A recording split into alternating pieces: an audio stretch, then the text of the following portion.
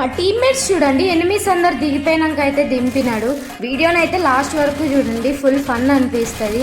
First అయితే ఇదైతే ఒక కిల్ అయితే దొబ్బేసినాం అనమాట. ఎనిమికైతే అర్థమైపోయింది అనమాట వాడి కిల్ అయితే నేను దొబ్బానని. వాడైతే ఇంకా నన్ను అసలు వదలకుండా అయితే నా మీద ఫైర్ అయితే చేస్తున్నాడు. ఇక్కడ నుంచి ఎలాగైనా పారిపోవాలి.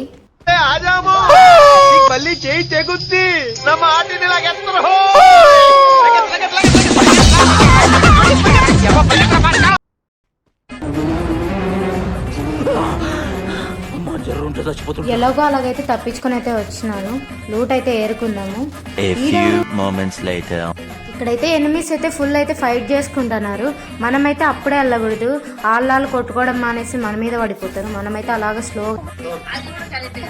ఇంకా మనం ఎంట్రీ ఇవ్వాల్సిన టైం అయితే వచ్చింది. అదిగోండి రివైవ్ పాయింట్ దగ్గర అయితే ఫైట్ జరుగుతుంది. కనీసం ఒక కిల్ అన్నా దొబ్బేయాలి అక్కడికి వెళ్ళి. ప్రపంచంలోని అంత నికృష్టుడు కూడా ఉండరా.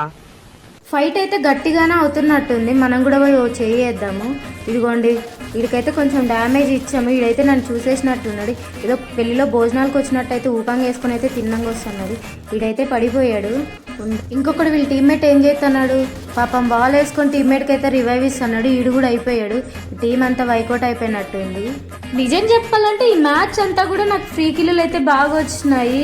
ఈరోజు మన లక్ ఏందో నాకే అర్థం కాలేదు. అదిగో ఈడ కూడా ఇంకొక ఫ్రీ కిల్ అయితే వచ్చేసింది. జీవితంలో నువ్వు ఇంకా మారవా? మారను.